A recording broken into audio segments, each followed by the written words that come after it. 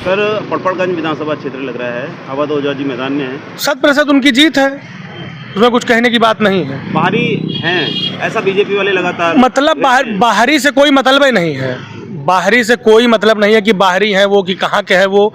जो शिक्षा का अलग जगा रहा है वो बाहरी हो ही नहीं सकता।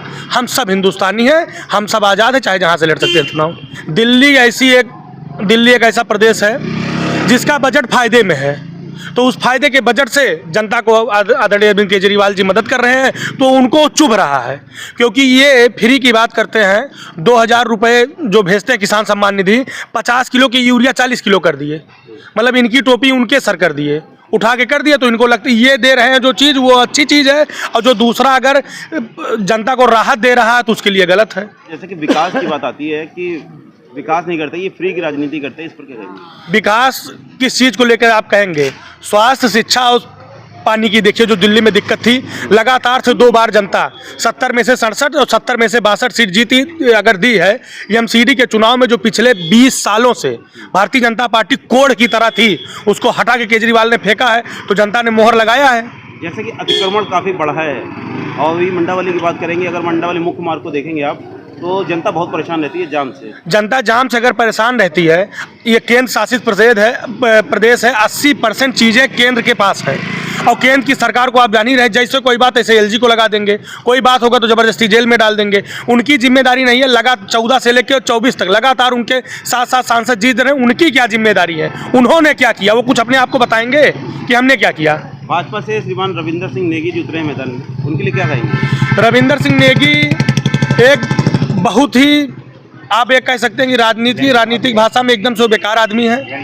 वो ज़बरदस्ती बस किसी तरह से हिंदू मुसलमान, ज़बरदस्ती मीट की दुकानों को बंद कराना, ये कराना वो कराना, यही वो करते हैं बस, और उनके पास कुछ है नहीं। अनिल चौधरी जी के लिए क्या कहेंगे? अनिल चौधरी जी यहाँ से पूर्व विधायक रहे हैं, और कोई उनकी पार्टी का कोई विशेष यहाँ कोई मतलब नहीं है। इसको मानते टक्कर में? कोई नहीं है टक्कर में। टक्कर में क्या, अब एक लड़ेगा तो एक जीतेगा, एक हारेगा। अच्छे मार्जिन से ओझा जी जीत रहे हैं, तो दूसरा तो हारेगा ही। अब वो आपस में दूसरा तीसरा तय कर लें, भाजपा कांग्रेस वाले, पहले पे हम चल रहे हैं, वो दूसरा तीसरा तय कर लें। बाबा साहब को आप लगाए हुए हैं सीने में जी, क्या कहेंगे उनके सम्मान में? बाबा साहब का भारत की संसद, 150 करोड़ लोगों की संसद में, यहाँ के गृह मंत्री माननीय श्री अमित शाह जी ने भरी संसद में बाबा साहब का अपमान किया है, और जब तक उनको इस दिल्ली से खदेड़ नहीं दिया जाएगा और भारत से नहीं खदेड़ जाएगा, बाबा साहब के सम्मान में लगातार समाजवादी पार्टी खड़ी रहेगी। समाजवादी पार्टी की तरफ से जो समर्थन दिया जा रहा है, क्या कहेंगे उसके? समाजवादी पार्टी ने बिना शर्त समर्थन दिया, कुछ कहने की जरूरत ही नहीं है। 2 शब्द अखिलेश जी के लिए। अखिलेश जी एक महान लीडर हैं, पीडीए के शानदार नेता। आपने देखा है कि उत्तर प्रदेश में जहां वो हिंदू मुसलमान की जहां वो यूनिवर्सिटी बना रहे थे, अखिलेश यादव जी ने उनका लोकसभा में क्या हाल किया, आपसे छुपा नहीं है।